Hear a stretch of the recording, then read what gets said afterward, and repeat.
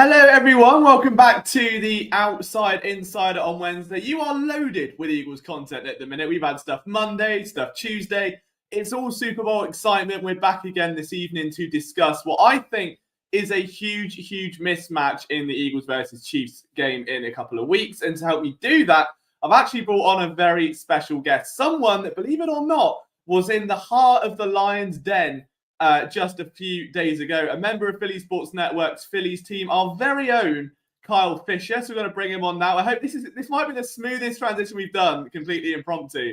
How are you doing? Doing well, man. Doing well. How are you doing today?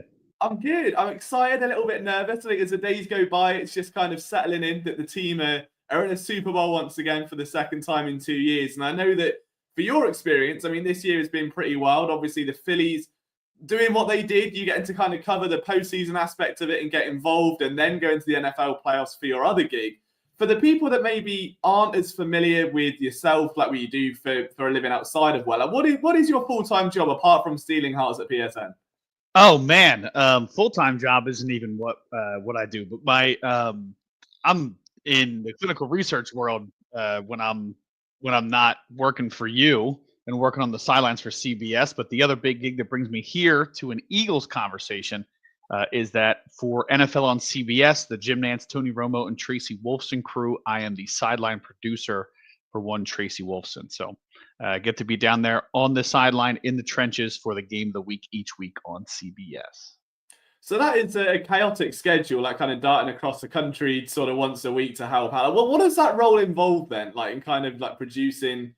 I mean, I'm guessing if it's her specific producer, that is kind of maybe going over content with her and what she's going to say. Is it helping with conversations with the players themselves, or? So she's such a veteran; she doesn't really need what a traditional producer would do. But I do a little bit of that, right? I do a little bit of organizing thoughts, making sure that we're in the right place at the right time, that cameras and audio and lighting is in the right place at the right time. We have a pretty steady crew, so if I'm viewing something else, maybe during pregame, I'm checking to see if person who was questionable or showed up on the injury report, how they're doing during warmups. Maybe we have somebody else helping her at that time if I'm doing one of those things. But week leading up, she knows what stories she wants to tell. I just make sure that everything goes off without a hitch during the game itself. And then once the game starts, we kind of treat it like two separate reporters. So what I do is, except for the AFC Championship, and I'll get to that in a moment, but typically I split off from her and we cover both sidelines at the same time. So at any given point, I was there for Eagles Ravens down in Baltimore earlier this year. When she was on the Ravens sideline, I was on the Eagles sideline gathering the same information that she would and filtering it to her for the reports during the game. For AFC Championship and Super Bowl, we always bring in an additional sideline reporter. So Evan Washburn was there covering the Bills sideline, which means that Tracy and I split up the Chiefs sideline throughout the game on Sunday. Amazing. So being in the heart of battle, I'm just going to quickly get to Duck's comment there. And a happy Chinese New Year to Duck as well. Very many happy returns. Clinical researcher, sports writer, and TV production, Renaissance man match. We won't even include the fact he's mid-writing encyclopedia at the minute. We will leave that for another day. He has got so many arrows in that quiver. It is remarkable. But yeah, obviously this past weekend, you were at Arrowhead for the Chiefs versus the Bills matchup. And one that went down for the ages in terms of a championship game. It feels like whenever these two sides compete, it somehow betters the last time they played. What did you notice about the Chiefs? I mean, having been there on the sideline, I know the atmosphere at Arrowhead kind of needs no introduction, but was there anything that you took away that you were maybe a little bit more surprised at than perhaps previous occasions? I wouldn't say anything that was really surprising, but one thing that stuck out to me is a lot of people talk about, whether it's the Chiefs or whomever, about how experience really plays and how it really matters. And I think one of the things that I've noticed in years past with other teams, they're all ready for the moment until the moment comes. And I'm not going to sit here and say that the Bills weren't ready for the moment, or that the Bengals in years past, or whomever, or the Niners last year in the Super Bowl weren't ready. But the Chiefs seem to have an extra level of calm that they bring to these big moments where, you saw early on in the game, Josh Allen almost gets picked off twice in the opening drive. By the end of the first half, Tony Romo and Jim Nantz were talking about how it felt KC was winning the emotional battle. to that point in the game. Even though the score was close, it did feel like there was a difference in the emotions that the two teams were displaying on the field. And it really goes to these guys have been there, done that in the biggest games. And not only the way that they carry themselves, but the way they interact with each other, right? Not everybody has been through the rigor of these long playoff runs year after year. But a great example I have is like Charles Omenihu on the defense for the Chiefs. He was getting very worked up late in the game about something. I forget exactly what it was. Sometimes it's tough to hear down there, but he was getting really worked up about something.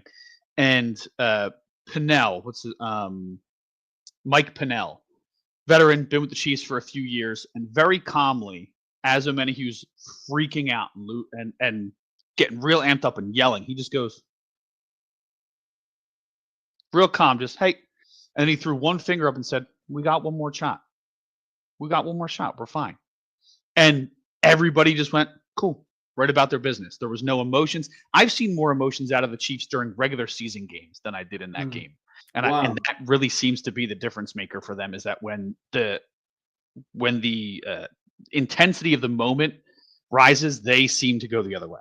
They seem to really be able to calm down because, I mean, we know how many huge games they've been in. It's the thing that people probably dislike about them the most is how much we know that they've been in these big games, and to see it in action, to see what that really means, like been there, done that, in person is something that jumps out at you. It's a distinct difference between watching them and watching another team that I've been able to watch up close year after year, like Cincinnati or like Buffalo. Yeah, no, that's a really great observation. And we'll get more into that in a second. I just want to get to a couple of the comments. K1 is a big fan, which is more, complimentary about yourself than he's ever been about me. So you're already winning hearts over that. And Mick Philly there making a comment about, obviously, Kellen Moore and the week-long Saints interview, apparently, that went deep into the night, and I'm sure we'll touch on that a little bit later. I spoke about the Kellen Moore thing yesterday, and I think it's weirdly fired him up a little bit. And he was so deep in his bag of tricks on Sunday against Washington that maybe he was like, it's an audition for a head coaching gig. I've got to really show my best stuff. I think that might weirdly work in the Eagles' favor. But going back to what you were saying, obviously the one man at the center of everything Kansas City related is Patrick Mahomes, whose season this year has been, it's weird because I made a point about it last night where I think there is a real mismatch here between Mahomes and Hurts. And I was like, any normal situation, if you're to go to a random person on the street and interview 50 of them, and you say, who are you picking as your franchise quarterback, Hurts or Mahomes, they're going to say Patrick Mahomes. I don't think it's that clear cut coming into the Super Bowl. I think that as much as Jalen Hurts has been criticized, both players have had the same criticisms this year, but one has been inherently louder than the other. And I promise I'll ramble for a minute, and it is coming back to a point from Sunday. But with Hurts, it was obviously been about the passing attack looking whimsical, that he hasn't been confident throwing the ball, he's taken too many sacks, yada, yada, yada. Meanwhile, Saquon Barkley just so happens to compile maybe the best rushing season of a generation. It's certainly almost the best one of all time, or close to it. And then you've got Patrick Mahomes, who is in a very similar boat, where he's had the lowest numbers he's had in terms of yards since 2019, the lowest number of touchdowns since 2019, lowest number of yards per attempt since 2019. Didn't look menacing during the playoffs, like for the most part. But then when he needed to get it done, he got it done. But the conversation surrounding the two, you would think that Mahomes has been Mahomes nonstop and he's always Patrick, and the way that he is just very much held on this because he is just a star boy of the league, like he just is. Yeah. Whereas Hurts sort of doesn't have that. And the two criticisms are so similar. But I think if you're going into a game like this and you're going to pick a quarterback off form, I kind of would go Hurts, just given that, like, even off the touchdown to interception rate, not that it matters, but people forget through 7 weeks of the season, Mahomes had more interceptions than he did picks. Than he did touchdowns. Yeah. Jalen Hurts has had 5 picks all year, and he's been so protective of the football. He's now had 9 games in a row, I believe, without an interception. And then, I don't know, so it just tells me that this is a mismatch and not the way that people are thinking. This isn't Patrick Mahomes against a guy that's 7-8 tiers down the ladder. I think that, if anything, Hurts will have an edge because of the team he's got around him and the support. And I just wanted to get your take on, obviously, having seen Mahomes from a sideline perspective, and one that very few are ever going to get to see from actually seeing him, in the flesh that close.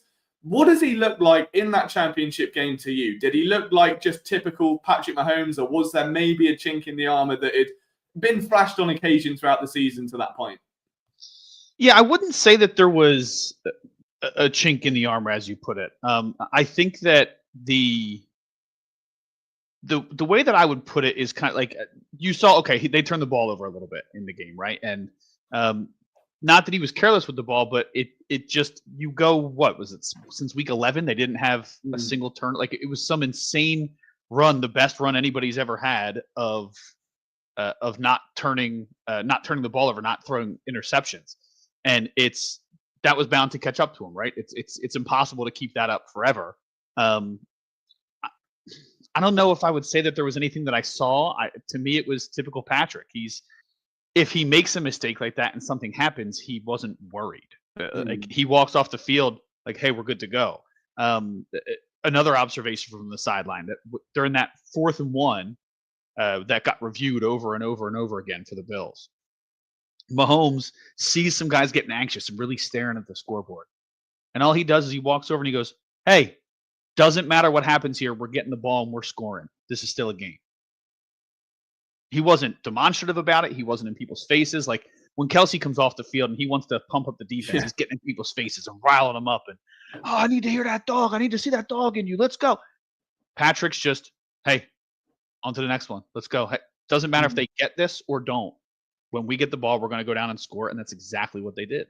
He understands that you need to take the emotion out of it in the bigger stage. Yeah. Whereas, we heard what the famous thing that was caught on tape about when he and Allen were talking, and he mentioned the refs, right? And it's like, of course, what are the of all the teams to mention the refs, this guy's going to complain about a call that was made, but it's regular season. It's a different animal, and I think that to me it was same old Mahomes. Now, to what you said about they are more similar than people realize. Like people still have in the back of their mind that 50 touchdown season from Mahomes, right? And because we've seen it happen and we've seen him win so much, it's easy to say, "Oh, well, he can break that out at any time." That's just not how they're playing. Well, Hurts has had a different play caller every year he's been in the NFL.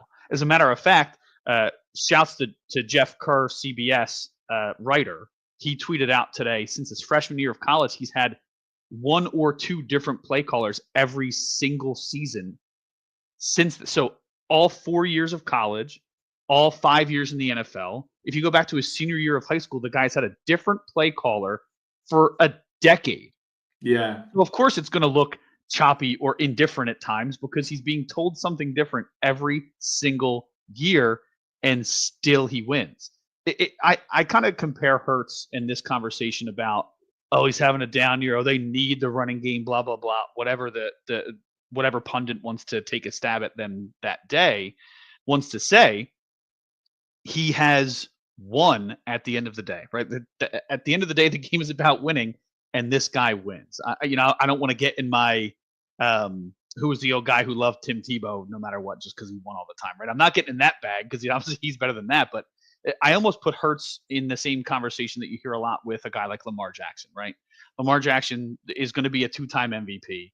He is a perennial all-pro. He puts his team in a position to win in the playoffs every year, but because he hasn't done it, no one thinks he can do it. Well, Hurts has a chance to change that narrative on February 9th. Yeah, absolutely. And it's so interesting that with the Jalen Hurts discourse, I think it's been fascinating all year. And I think for PSN specifically, I think it'll be the same with the Phillies. You always try and take the down the middle approach, or just say, "Hey, it's maybe not as bad as you think," or sometimes maybe it's a little bit worse, but you just try and approach it down the middle. And I think just this year, like the difference between the Eagles and the Chiefs that played in 2022 to 2024 now, like if you're just going off the Super Bowl matchups and you're ignoring the one in between, while Jalen's stats have regressed a little bit in terms of the production and the passing yards themselves, you've replaced that with the best running back in football by a country mile. Patrick Mahomes, I don't think that roster, like the defense was great. I think it ranks 10th this year overall. The offense obviously is just Mahomes willing everything into existence. But exactly. I mean, Pacheco is spotty at the best of times. I mean, from a fantasy owner's perspective, one of the worst decisions I made last year. Like, that cost I kept him. Yeah, not great. I can't count the amount of times on DFS he ruined my day either, but that's another story. But like outside of that, like Kelsey's not had his best year. He had one of the lowest totals in that championship game for a long time. I don't know. I said this in 2023 when they played, and the people in the chat that were in that stream will remember that I don't fear the Chiefs receivers. There is not a single wide out, especially with this secondary now, with Quignon and Slay doing well. You've got Reed Blankenship, who's pesky with picks. The linebackers are excellent. There's not a receiver they have that puts the fear of God into me. There is no Tyreek Hill. There isn't even MVS anymore. You've got Juju Smith-Schuster, Isaiah Worthy. Like, it's fine. It's not Devontae Smith. It's not AJ Brown. It's not Saquon Barkley. Like, there are just no all-stars on the offense left for the Chiefs. And I think that it is very much now Patrick Mahomes willing himself against a defense that has been menacing all year. So I think if you go off, what I'm trying to say is Hurts' regression can be explained to a point where he hasn't regressed as much because he's gained so much in other areas for the team. With Mahomes' numbers, he's still eclipsed nearly 4,000 yards. He wasn't terrible, but certain metrics look a bit spotty, and it's because the team has dropped off in other areas. So it's like, it's just an interesting dynamic, right? The Eagles have done a great job to build around Hurts and to really give this offense a new identity and a different philosophy of playing. The Chiefs, I think, have just lost some key players over the last couple of years. The offensive line was dotted with injuries through the early phase of the season. And it's now just very much Patrick Mahomes willing it against a very rampant pass rush that's only growing in confidence. And I think that's going to play a massive role as well. Like, I don't see how this is a 1.5 point spread looking at it at the minute. Like, I think this should be 2-3 point to the Eagles. And I don't want to say that as overconfident or like an arrogance thing. I can't see a justification for a Chiefs big win or a Chiefs big outing where the Eagles struggle. Like, and I don't know what I'm missing. Like, I don't know what outside of it being Patrick Mahomes, but I don't know. What are your thoughts on that? Well, that's a pretty big X factor. I mean, you have a guy who's won twice in a row with a great coaching staff and a lot of familiarity up and down the roster. Not saying that those things don't exist for the Eagles as well, but one of them have won 2 Super Bowls in a row and one has not, right? So I'm willing to give the team that's done it twice with a lot of familiar faces and the biggest X factor in the league in Patrick Mahomes the benefit of the doubt. Do I think the Eagles have a good shot of winning personally, even taking biases out of it? Yes. I think if you put those rosters side by side, you're going to lean Eagles every single time. If you look at production, you're going to lean for this year. Individual production and position group production, I think you're going to lean the Eagles as well. But Patrick, Andy, Travis make it happen year after year, right? I think that even though, like you said, Travis Kelce's had a down year with some injuries in the middle of the defense, there's no reason to think that they won't attack the middle of the field with Kelce until the Eagles proves that they can slow him down. Last game of the year, put it all on the line. I could see, even though it feels like he may have quote unquote lost a step, he's a guy who could easily turn it up with knowing that there's no more games after this. He doesn't have to save his body for the next one, right? It's something that I understand why the odds makers are leaning that way. But I don't think it would influence the way that I would choose the game if I were making picks. That's very fair. We'll get to a few of your comments. K1, see, look at the difference. He compliments your beard, he slags off my room. It's a very, very different dynamic here. I'll level with you, K1. It is January, okay? I have just forked out a tax bill. I've just moved house. I'm having a cry. Like, give me a month. Let me find something, all right? And then when I get back up, I'll get a lovely Eagles jersey. I mean, there was a suggestion to paint the room Kelly Green. I did ask the landlady that. Her response was, "What is Kelly Green?" I've soon realised that describing it would be better or worse than letting her imagine it. So I just left that conversation there. So it won't be a Kelly Green room. I can go that far. But I will get something in. Any suggestions? I mean, I should just take a leave out of Carl's book, shouldn't I, K1? You might like me then. He's got all his pictures behind him looking all smart. So that's the route I shall go. What else have we got? Fly Eagles fly. We are forgetting the Chiefs have the devil magic.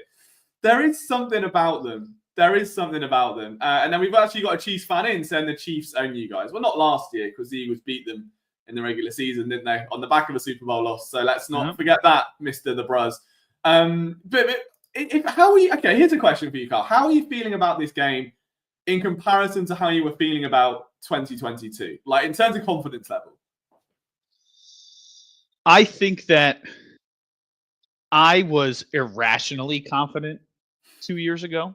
I think just because I was riding the high of that season, and I let my fandom really take over. And I think that there were reasons that they lost, and it's not all because of the field, although that did slow down the biggest strength of that team in the pass rush. Um, I'm more naturally confident this year. I think that watching the Chiefs, yes, they only had one loss where their starters played this year, right? It was incredible to watch them do it, but they barely hung on a lot. Now, granted, that's kind of their MO. They win tight games. They're always the one that gets the upper hand at the last minute, whether it's a special teams play or a last minute touchdown. 13 seconds, whatever you need. They seem to be able to pull it out. Devil magic, as one of our commenters put it. But I am probably more comfortably confident instead of like just 2 years ago felt like I was psyching myself up. Like, yeah, they got this. They can do this. Look how good they were all the year. They can beat the Chiefs. Of course they can. Why can't they? And this year it's more like, yeah, I just think they're on paper. I think they're the better team, and I think that it'll show once we get going.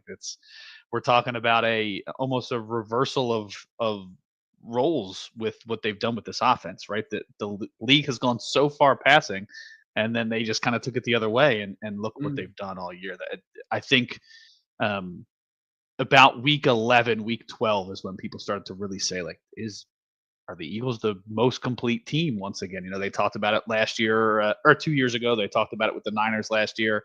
It was Detroit until the injury started to decimate them. And then it was like, well, hold on a second. Let's not ignore what the Eagles have done to get to this point. And I think that the one thing that I really like about what they've done is everybody else can have all the conversations they want about, oh, the passing game struggles. Oh, A.J. Brown this. Oh, reading a book that. Oh, passing numbers are down. Reliant on the running game.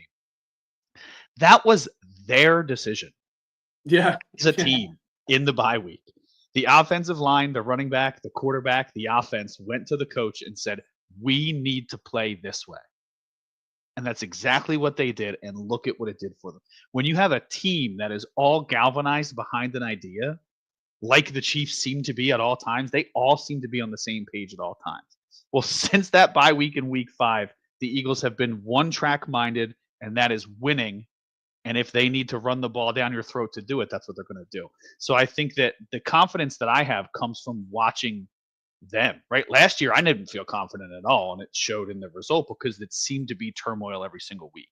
The only turmoil this year was made by folks because a slightly maybe off or misconstrued comment from A.J. Brown here, or a book there, or a slightly misconstrued comment.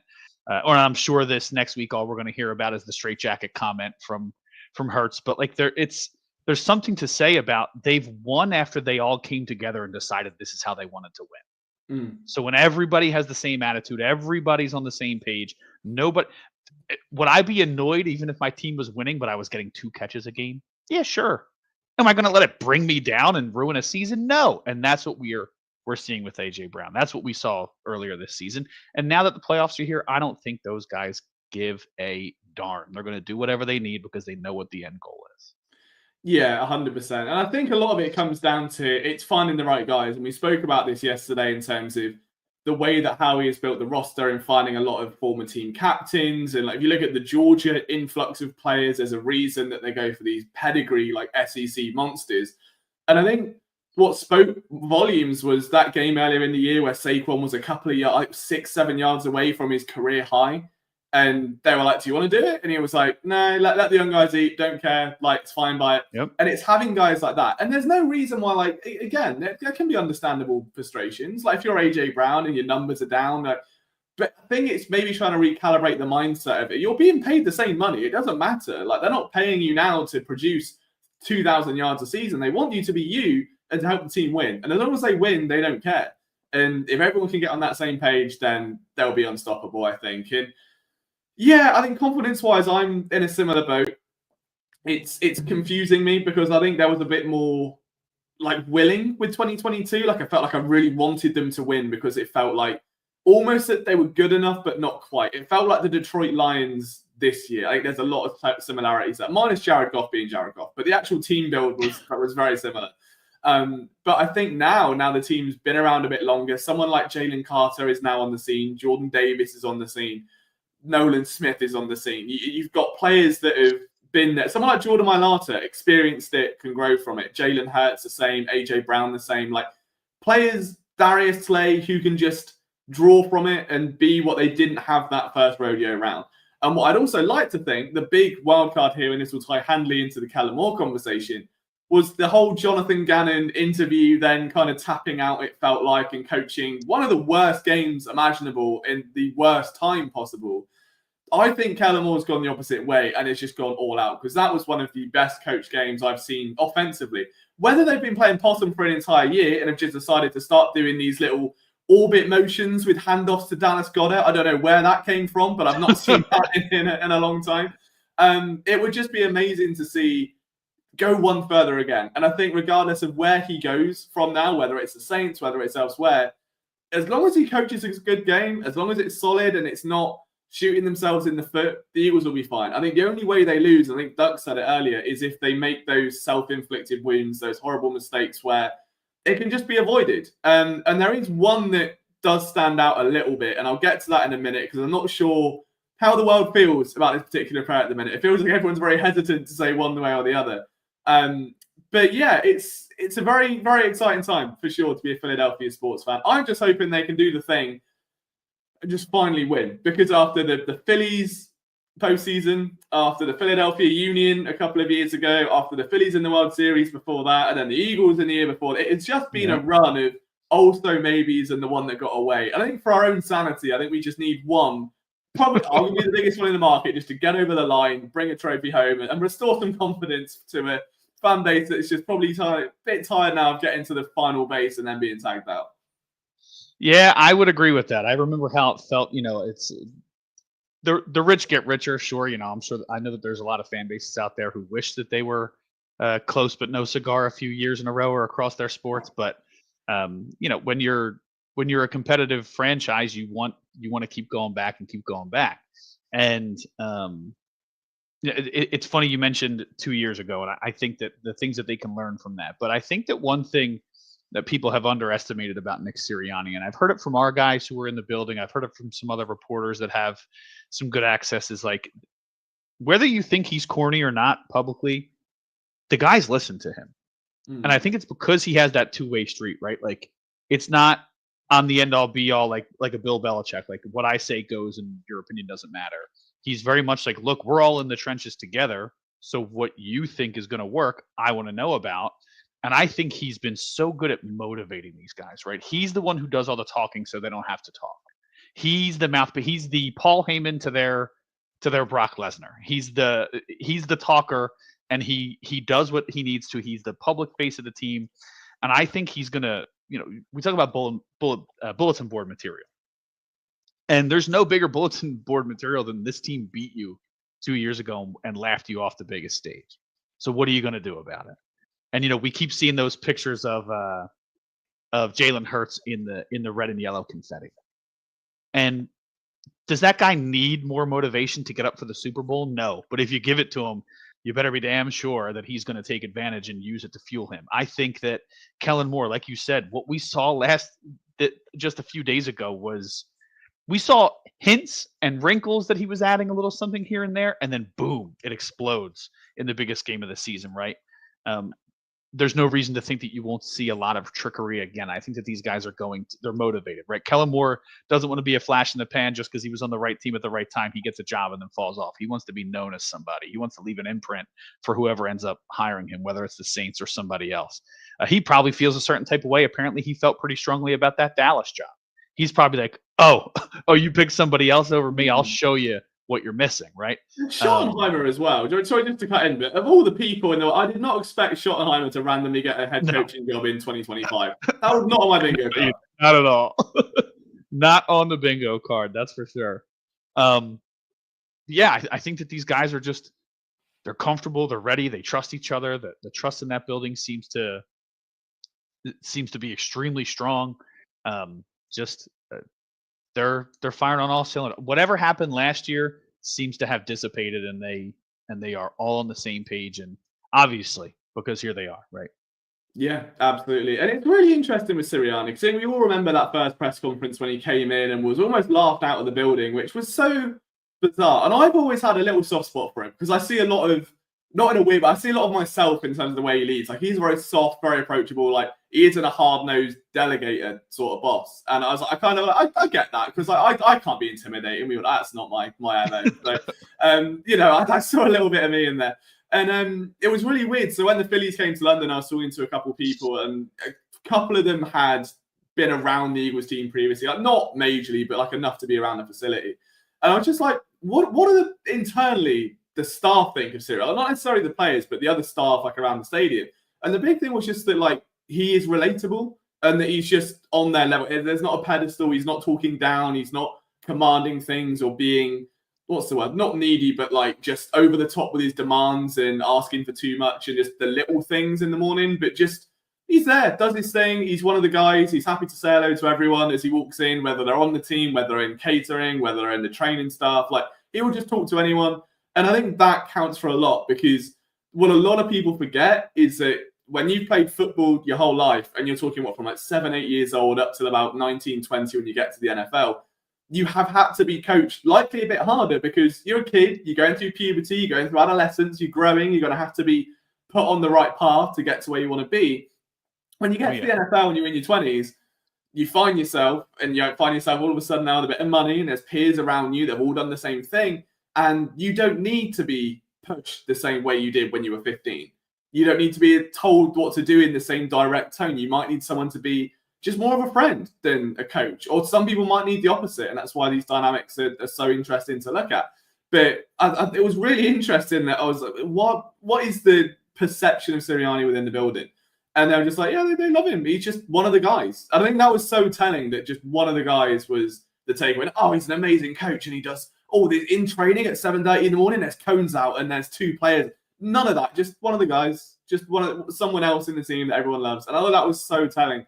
And yeah, I don't know. I've never what up until now, to be honest. It just kind of sat there because I'd never really had a use for it, especially with the way the season had gone. And there were questions early on with the lack of play calling because he'd given the reins off and stuff. But it's just, I mean, did you hear anything at all? I mean, like, I'm assuming you covered a couple of Eagles games over the last year or so. Yeah, well, it's funny because everybody I've spoken to loves him, right? I remember talking to in our production meeting before that Philly Baltimore game. Jim Nantz went on a rant, a polite rant because he's like the most polite guy I've ever met, but a polite rant about like, I don't get what people don't like about this guy. He's like, he's a great leader. You can talk to him easy. He'll give you good stuff from a media perspective. And despite all the fact that he's like you said, like one of the guys, he's still the first guy in the door and the last guy to leave. So he might not be strict. You need this. You need a specific diet and a specific sleep schedule like a Chip Kelly, or we're going to practice out in the cold and do this. And no matter what happens, whether we win, lose, blah, blah, blah, like Bill Belichick. But he understands what his role is, right? He's not only one of the guys because he figured out that that's what people need, but if a specific guy needs a certain button pushed, he knows who to go to push that button. He knows who can push that button for them. And he's still like, if I'm a top tier guy and I want to be taking my skills to the next level despite being on the biggest stage ever, I want to know that my leader has the exact same mentality. So if I'm the first guy in the door as a player and I walk in the door and coach is already there in his notes, that makes me feel like, all right, we're on the right path. And that's all I've heard about him is that he's a more laid back coach than some of the top tier coaches, maybe like a Tomlin or a Belichick or a Reed even, but he's still the first guy in the door. He still shows how hard he's working at all times. He's not looking for credit for doing that either. It's not a showmanship thing. And he's still the last guy to leave. If he knows that he needs to, if something's not working, okay, hey, let's find somebody who can make it work, right? Like you said, early in the season, play calling wasn't working for him. Kellen, what do you think? Let's get together. Let's figure out what works best for the team. Okay, you got it, right? It's figuring out what works is part of what takes you to that level. I mean, Reed wasn't this guy for 14 years in Philadelphia, right? He wasn't the guy who got over the hump. He was a guy who needed to figure it out. He goes to Kansas City, gets some help, figures it out, and now he's revered as that guy, right? Yeah. But if he wins one when he's with Philly, he probably never leaves Philly, and he probably is revered as that guy for a long time. And I think that if Sirianni gets one, then he's set for life. I don't think anybody's going to question him anymore.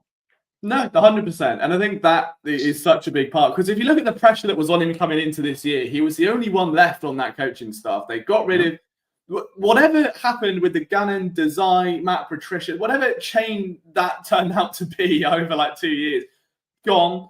Offensive coordinators gone. And that one sucked a bit, I think, especially for Hurts. As you mentioned, there was a total lack of continuity. And Brian Johnson, not the AC/DC singer, but the offensive coordinator, was obviously a personal friend of Jalen's dad. He'd known him since he was a kid. He's then his quarterback coach. He's then the offensive coordinator. And it's like familiarity, and it's just not the right familiarity in the end. So for everyone to be kicked out of that scenario, to lose every coach, with Shane Steichen as well the year before, Sirianni was the only one that remained. And there was like a mass exodus, and I was thinking he'd be gone, to be honest, after the way they lost to Tampa Bay in the playoffs. I was like, the team's too good. And then maybe they've outgrown him. And maybe they need someone that is a bit Fangio-esque, that is a bit more old school, that is a bit tougher. Maybe, especially with so many Alabama guys and Georgia guys that look for that in the coaches that they've had during their collegiate careers, maybe that's what they need. And instead, like, Sirianni was open to, I don't know whose decision it was, but names are brought in, and he's probably been a part of that process. As you say, play calling gets given up, and he's sort of found his role within the team. I still think there's some stuff he does on the offense. Like, I don't think that's entirely Kellen Moore's playbook. I think this past weekend was probably the closest it's been to a purely Kellen Moore-esque playbook. I could be wrong, but there still feels there's a little bit of Sirianni in there. But I do think there is just so much to be said for someone that can get on the sideline, always have the best interest of the players at heart. Like, it's never an ego thing. And you get that a lot with older coaches. Really good examples, obviously, Jim Schwartz, who would live and die by that sticks defense. Great coach. And you know what? You've got every reason to stand by your laurels as a coach. That's your playbook. That's how you've got there. It's how you've had the success you've had. But if it ain't working, change something. And unfortunately, some of the better coaches in the league won't do it. And that's where the fall-off happens. If you look at Doug Peterson, same kind of thing happened. I know there were quarterback issues, but 2018 didn't end well. He's hardly lit the world on fire since going to Jacksonville.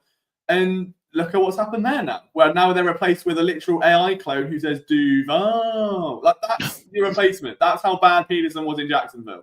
So to have someone that can be open and self-aware enough to say, this isn't working, let's change it. Or let's go from a complete 180 on offense and go from something that's quite balanced to non-stop rushing, knowing that you've just paid 2 perimeter receivers a boatload of cash, takes a lot of selflessness, I think, to pull that off. And that counts for so much in terms of long-term success. And one thing I wish that the Eagles would do, and it's not going to happen, right? It seems pretty clear that Kellen Moore is going to be hired elsewhere. But I would love if they did what Kansas City's done with Spagnuolo and take him, be like, dude, look at what we've been able to do this year.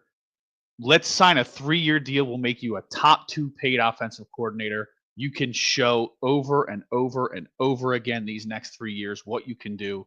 You can turn our guy from maybe a level 2 superstar into an MVP every single year. And then you go out and get the job of your dreams, any job you want, instead of having to settle for what's left at the end of the season. I don't think it's going to happen. I think we're going to see him leave, and we're going to have yet another change at coordinator. We may even see a change with Fangio. I hope not, but I think some consistency would be great for the long term of this team. But you're right. I think that the things you've seen from Kellen Moore, the different routes he's been able to add, and it is kind of funny seeing, like you said, they paid 2 outside receivers big time money, and then they were like, but you know what works best? Let's just run the ball a lot. Let's just run it down people's throats and figure out what works. But it's what works for this team. And then when you have those guys who can make plays at any moment on the outside, you know, AJ Brown isn't a guy who needs 10 targets to make an impact. No, not he would love 10 targets a game. His biggest impact would be going 7 for 10 for 145 and 2 touchdowns, right? But he's a guy who can break one off like that and change the game for you, even if he only sees 3 targets in a game. Smitty's a guy who can, boom, catch a defense off guard, catch one over the shoulder as he's falling out of bounds, tap that extra toe. These guys are exciting players, but when you have the front that they do, when you have the running attack that they do, you hope that they can lean into that. And they were smart enough as an organization to take a step back during that bye week and say, hey, it's not work harder at what's not working. Let's figure out what can work, and let's do that instead. And you see where it took them. I know that Yeah. I've said that twice now, right? And you see where it takes them. But the proof is in the pudding. Here they are, one of 2 teams left, 2 times in 4 years, and the team looks different. The offense looks different. The coordinators are different. But the guy at the top, the guy under center are exactly the same, and they've learned together to get them to this stage. Yeah, 100%. I can't wait. I honestly can't wait to see. It's weird because I go into a stream and I'm so excited. I get to talk about the Super Bowl and I get excited. And then I start discussing it, and I feel like I'm so confident. I'm talking myself into being too confident, and then we'll have a bit of a crisis maybe the night before or on the night of. So I'm interested to see how that dynamic will go. But from the games you've covered this season, Carl, in talking about like a Philadelphia in particular, is there anything that stood out to you just in general? Was there a particular vibe or maybe a certain player that kind of turned your head for a certain reason? Yeah, so we've only had 2 Eagles games this year. Yeah. It was the one in Baltimore, and then we had one first week in November. It was in Dallas, which ended up being a blowout.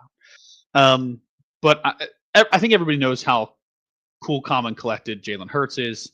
I think what the camera misses a lot is how he speaks to the rest of the offense, and it's in that exact same cool, calm, and collected manner. Mahomes is a guy that if you've seen any like the NFL film stuff, he's very cool, calm, and collected. But if he needs to come over and curse and get in people's faces a little bit, he does that. Hurts, I don't think has ever felt the need to do that because he kind of leads with that, almost like a Chase Utley-esque, like I'm going to be Mr. Cool, calm, and collected. I'm going to lead by example, and people are going to fall in behind me because that's what they're supposed to do.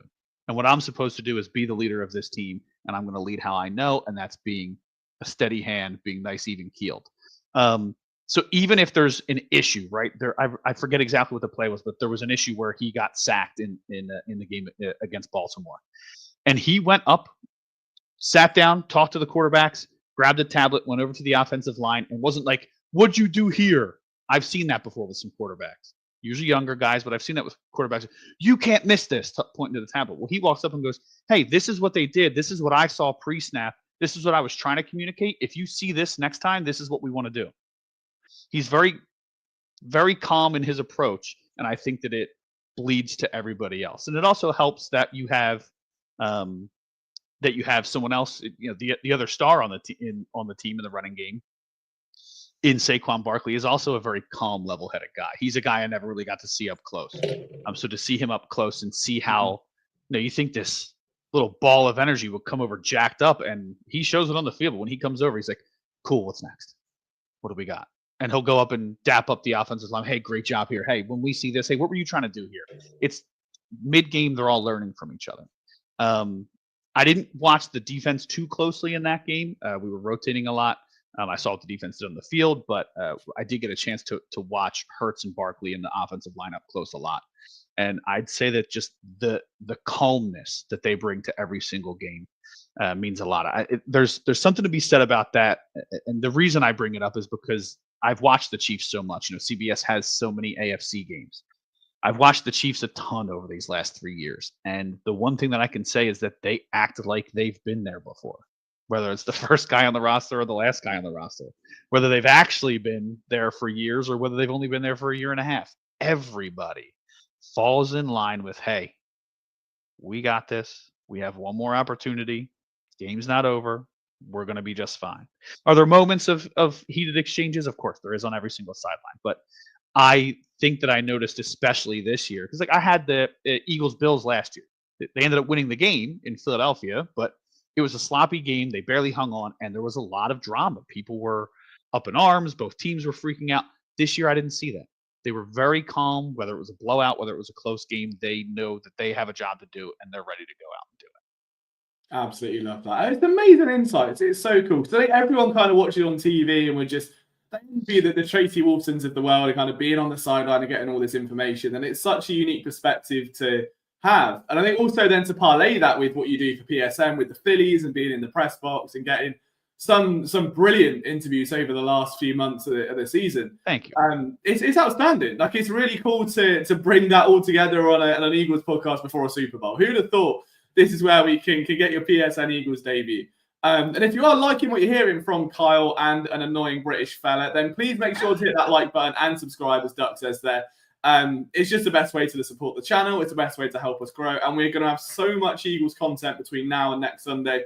You wonder what to do with it. There's going to be streams every day of the week going. So make sure you're around, you lock in, and join the discussion. And if you've got any questions for either of us, feel free to drop them in the chat. It's been amazing to see you guys kind of discuss our topics throughout the game. Unlike K1, though, who he hasn't got not a fan, huh? Not a fan. He's our number one troll. I love him to bits. It's a tough brotherly love, that one. He is here every night, giving me shit, telling me what's the guy that played he was in The Mummy, the handsome fella in The Mummy. What was he called? I don't know. Is that the guy who wasn't he in the Titanic also, or am I just confusing guys? I don't think so. I got told I look like him from that film The Whale, basically, recently. Oh, the main character. I'm thinking the bad guy. I'm sorry. Yeah. So the K1's me was to tell me I look like him, which was good. Oh, that's mean. Oh, so he wasn't even talking to us, so now we just put him on blast for no reason. Never mind. Sorry, K1. Love you. Alex, nice to see you, my friend. Thank you for coming in. Brendan Fraser. You're not Brendan Fraser, Alex. You're Alex. But I appreciate you chopping in and talking birds. Hopefully you're excited for next week as well. We've got around 15 minutes left, so it is just a case now of discussing the game in general, how we're feeling. I asked this the other day to Mike, to Corey, and to Chris, who were on the podcast. Is there if you had to pick one Eagles player that is going to do something special next Sunday, who would you go for? Like, not necessarily a star, but just someone that you might, a la the Derek Barnett play in Super Bowl 52, or the Brandon Graham recovery, however you want to phrase it, the Trey Burton in the Philly special, the Corey Clement. Who are you looking at for something that kind of magic? Well, I mean, are we saying, can Brandon Graham be an option? Do we think he's going to come back? I know that the windows was open, but no. I'd probably say, I don't know, maybe Zach Bond. I mean, he's been like the surprise of the year for me. I think that you're going to see him come up with a huge play late in the game. I don't see the cornerbacks being picked on like Mahomes seemed to pick on Hamlin and who was the other guy, Elam last week after the two injuries that the Bills had. I know they had the one the week before, and then Benford got hurt early in the game. I think that they're going to attempt to go to those guys late, thinking they can take care of a rookie. Bond's going to come over for support, and you're going to see a big punch out late in the game. I'd love that. I've been a big Zach Bond guy. I'm sure everyone in this chat is now tired of it. I have been yapping, or ever since that signing, I've been yapping about him, and we watched the tape. And that might go down as one of the most pivotal PSN moments of the year in terms of YouTube, when we were watching Zach Bond tape from the Saints, and we were all just kind of collectively like, all right, there's someone here. He's going to have a role to play. And little did we know he came out to be an all-pro and probably change his life forever, because the next contract he's going to get is going to sort him out for life. And I couldn't be happier, because he's just such a down-to-earth guy as well. And Mike interviewed him on Sunday after the championship game. And bear in mind, I think he has become a bit of a media darling recently, just because of the unexpected rise has caught on and everyone wants to know a bit more about him. And he obviously had his child at the game with the wholesome clip of just looking all excited on the field. So very sought after by the media, and still gave Mike a couple of minutes speaking very just calmly, very warmly, very openly. And I love that about guys like that. Just someone where it hasn't gone to their head. They haven't suddenly launched an ego out of nowhere. They're just the same guy they were. And there's something to be said for him on top of that, playing in the Super Bowl in New Orleans, the team that didn't keep him around, where he was just seen as a special teamer. So if there's ever an extra incentive for Bourne to go out and prove a point, that might be it. So I'm all about that. I love that. What do you think the odds are that Jalen Carter either tries to intercept the spike again, or Patrick fakes one to see if Carter goes for it again? Yeah. Remember that first viral clip was against them, was it not? Yeah, I think so. Yeah, I mean, Jalen Carter is such a menace, but I think he's just sometimes got to rein it in just a bit. It's like everything is 108%, and if you just take 0.3 of it off, you are the perfect player. And just occasionally he will just either like snap at someone or get a little bit fired up with the opposing sideline or make a comment. I love the energy. I love it that he brings. He's very Chauncey Gardner-Johnson-esque, and he's not taking, trouble from anyone. But sometimes, especially how we saw on Sunday, he just flies across the field essentially. Yeah, right. And I was just like, he's still young. Right. He's got time. Yeah. And hopefully, it'll be fine. It was a great idea. I respect what he tried to do. But sometimes I'm just like, maybe just take a slight edge off.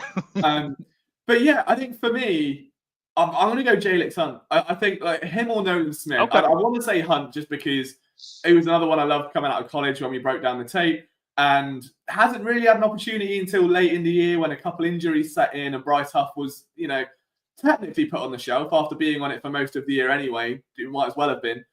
So when he was out and we got Jalix Hunt in and he started producing, just the athleticism the guy has is absolutely off the charts. And in a game like that, if you're deep down in a drive and the Chiefs are coming down the field, they're 13 plays in, they're at the 8-yard line, that burst of energy from a rookie player looking, to cement his legacy, to prove that he's worthy of a starting role, I don't think it comes much bigger than that. And I think that would be something where just dropping that ball of fire on the field for a couple of plays is going to be fun. And as Wynn says, Jalix Hunt was a bit of a menace. We should have got the film out. Maybe I'll do it on Friday night, depending on what we're doing. But I would love to go back through and see, because I know he definitely had a good game. He stood out to me a couple of times, and I'm excited. There are so many good young players on this team. It's really exciting, really exciting. Is there one that's standing out for you this year? I mean, obviously you got Quignon and Cooper, but is there one that's maybe swayed your heart more than others? I mean, it's Cooper. They were talking about him being a rotation guy, maybe only in the nickel. For him to come out after week 5 and it really seemed to make a difference in the way that they've attacked. I think with Mitchell, not that I expected him to be this great because he's been phenomenal, but I expected him to be an impact player. And Cooper, I wasn't really sure whether it's I just didn't watch film enough or didn't trust it or whatever the case may be. I was excited that they took him for depth reasons and to have that young core out there at corner. But and maybe I'm even overinflating this, but that tackle of Derrick Henry I feel like set the tone for they let everybody know, hey, if you think this defense has been good these last couple of weeks, we're that darn good. And it was to do that, and then they introduced the whatever that celebration is. I don't know, but that was incredible to me, and it was the moment for me of the year. I think that when you look at who's made the biggest impact, I think it's got to be Quignon, but to see that was the memorable moment. That's the moment that's going to be replayed in those end of year packages, whether they win or lose. The NFL is going to put together their best plays of the year, and you're going to see that young kid tackle King Henry and put him on his back like a spine buster from Batista. And just, to me, that was the impact moment. And to see what he's done before and since has been a pleasure. So he's the guy who surprised me the most. I think Quignon's made the biggest impact, but the surprise is definitely Cooper. For me personally, I know a lot of people had high hopes for him. I was just indifferent. No, that's completely fair enough. And I think, for me, I was kind of the same way. I loved him coming out of college, and I was intrigued that straight out of the jump, they were like, we're kind of going to keep him at nickel for a year. Don't want to overload him too much. And then he got injured in training camp, missed near enough all of preseason bar one game playing against the equivalents of me and everyone else in this chat at the minute. It wasn't exactly, a loaded offense he was coming up against. And then when depth hits and he comes in, I said on a stream before his debut, I think he's going to be one of the biggest game changers just because he can blitz the quarterback. He's quick. He's strong. You can hang him over the top. You can move him around. And if he can get comfortable, the team at the time wasn't generating a whole lot of pressure. They weren't able to get to the quarterback. Bryce Huff was struggling with confidence. Jalen Carter was very much on a one-man mission. There wasn't a ton of sacks to the team. And just having the added dimension, I think, of a player that can do it, doesn't necessarily have to. Doesn't need to blitz every play, maybe once or twice a game at max. But just being there and giving an offensive line something extra to think about just might have opened things up that little bit. And I could be wrong, but I stand by that being a real turning point for this defense, because then all of a sudden the creativity levels are going through the roof and the players moving around quite a lot and the linebackers are crashing down and then the corners are open. And there's just so much going on now.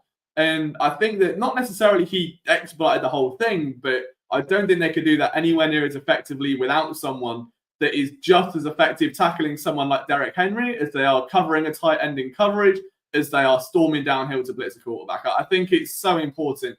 And the role he's got on this team it's just amazing to see him latch onto that as a rookie, not get fazed by anything, ride around on a Zamboni and amp the fans up just a day after winning the championship game. Just a great guy, just a great character, loves ball, and it's just fun to watch, man. I completely agree. He's been such a good addition to this team. Yeah, man. I mean, he's been awesome. I mean, we'll see. We'll see how this weekend goes. I think that a lot of times in big games, you like to see quarterbacks like to see young players. They like to pick on young players, but I don't think this group is easy to pick on. I don't think Quinyon and Cooper are guys you can pick on easy. It's not like dropping off from no offense to DeMar Hamlin at his best year of his career, but when you're relying on him play after play, it's a little easier to attack that part of the field. These aren't two guys who are soft spots in the defense. These are two guys that really held their own all season long. So I think that it's when you have stability at cornerback, you can do a lot of different things, force people to the middle of the field, force you to make decisions that you might not want to make, which opens up everybody else a chance to make a play, whether it's the linebackers or when you shut down guys outside, it gives you an extra chance to get pressure with a limited rush. It also opens up more options for the blitz, as you mentioned. So I think that the young corners not only are impactful this year, but obviously to see what they've done already is really promising for years to come. Absolutely. Ducky's not happy with the Zamboni incident, asking why they let you start calling your only heavy machinery. In all fairness, Duck, if anything went wrong, I'm sure he could just tackle it or lift it in the air and throw it like Superman, given how he tackled Derrick Henry. So I think Cuba's going to be fine. But we've only got a couple minutes left, so I guess the only thing left to do is to get a prediction from you for Super Bowl LIX or LIX, or just call it numbers, fellas, all right? Make it easier. I struggle with it. What number is it? Is that 59? 49? 40. I'm way out. Ignore. Is it 49? No, it must be 50. LIX? No, it's 50. Excuse me, 59. You're right. I only said that. I had no idea about the Roman. I was just thinking because 52 was 2017. Yeah, that was the only thing that if you could have said to me, well, Ellen Roman numeral is actually number 6 and it's 69. I'd have gone, oh, fair enough. It's 69. I believe you 100%. And this conversation is exactly why they should just do numbers. Yeah, exactly. We just moved it there and then. But yes, right. Super Bowl predictions. Give me a score. Give me an MVP from the game. Where are you looking into your crystal ball? I think Eagles are victorious. I think it's Saquon MVP, not Hurts. Quarterbacks win it most of the time, but I think it'll be the cherry on top of a historic season for Saquon. I'm going 36-34 final. That it's bad that like my heart did a little backflip then hearing it, because I just thought that's tight. That's a 2-minute drive on someone, and I don't want it to be Patrick, and I kind of don't want it to be the Eagles, and I'm just no, I couldn't handle that. So I hope that you're wrong, just because I'd rather than win 50-0. And even then, until it's over, I don't think I'd be settled. They could be up 47-3, and I'll be there going, oh, it's not over yet. Big third down here. Big third down. Right. 2 minutes left. That's too much time for Patrick. Yeah. We're only at 45. I think for me, I'd probably think something similar. I'm torn between either a really defensive game or something like we've seen in both their most recent Super Bowls with the Eagles, whether it was the Chiefs, whether it was the Patriots, of just an offensive masterclass. Like Foles played brilliantly, Hurts played brilliantly. I think the defenses are really big. I can't see Kansas City having their way with Philly as much as they maybe have got away with in previous games. I think like 28-23, something a bit rogue where there's a missed extra point and a field goal or something like that. Tight enough. But I don't think scoring is going to be the electrifying levels that we saw from both games this past weekend. But I hope I'm wrong. But I also kind of don't. I don't know. I'm getting into a crisis thinking about it. Doug says 35-25, and then just to be a bit different, Josh says 34-24. So we just trimmed a point off each score and gone, yeah, all right, we'll get it. They score late, we get the onside recovery. Jalen MVP, 2 touchdowns and 2 tush pushes. I love how that's not its own category. That is stupendous. But yeah, that's it then, I suppose, from us. I mean, just last words from you, Carl. I mean, it's been a pleasure having you on. It's our first podcast we've ever done together, so I appreciate you. Yeah, thank you, sir. And just giving us the knowledge. You've been amazing. Appreciate that, man. Appreciate that. It's very interesting to watch the game from down there. It's funny, Tracy and I talk probably like 10% of the stuff we see actually makes the air. There's a lot of observations that we would love to get on the air that we can't, just, whether it be media obligations or that's not what the story on the field is telling us to talk about. There's also there's a lot of stuff that we're not allowed to talk about. Like if you hear anything scheme wise, I can't really talk about that on the broadcast, right? But it is kind of funny just to watch these guys on the sideline and like, oh, that's right, you're a dude just like me. I mean, you're a way more impressive dude, but you're a dude just like me. And then they go out there and do what they do. So I'm excited to watch. Thank you for having me on. I love the Eagles coverage here at PSN. You guys are incredible, pumping stuff out 24/7. One of the better places for Eagles information, I would say for sure. And you guys have motivated the rest of the team. So I know that we had a killer year with the Phillies group, but that was a lot of watching you guys and how you guys attack everything, and the leadership from you. So I appreciate the time here. Appreciate all the encouragement in the off season. But that's enough grandstanding. We got a game to focus on, and that is February 9th. As they say, go Birds, Liam. Go with thine birds. And just quickly before we go, Kyle, do you mind giving your Twitter to everyone in case anyone wants to give you a follow, or X as it's now? No? Oh yeah. At Kyle Fisher 45 on X, Twitter, Instagram, and then whatever Blue Sky. It's Kyle Fisher 45.bluesky. Whatever the heck that long username is. But yeah, Kyle Fisher 45 on all socials. Yeah, and I'm sure people will want to follow you because Doug says pictures and captures in a month. It's heating up. Oh yeah, it scares me how baseball comes around. Like it's just out. Like I think I get so focused on football. Like October comes around, the playoffs, I'm buzzing, and then it's like, oh well, right, football, and then next thing you know, oh, baseball's in like 6 weeks. Okay, that's new. I forgot about that, and it's just back straight away, full fledged. I mean, before we go, it'd be rude not to ask, wouldn't it? How are you feeling about the Phillies after what has been a pretty quiet off-season, I guess, by their estimations? But I know they've been financially tied, but still a little bit subtle, I guess. Yeah, I mean, I think the approach for the outfield was a little surprising.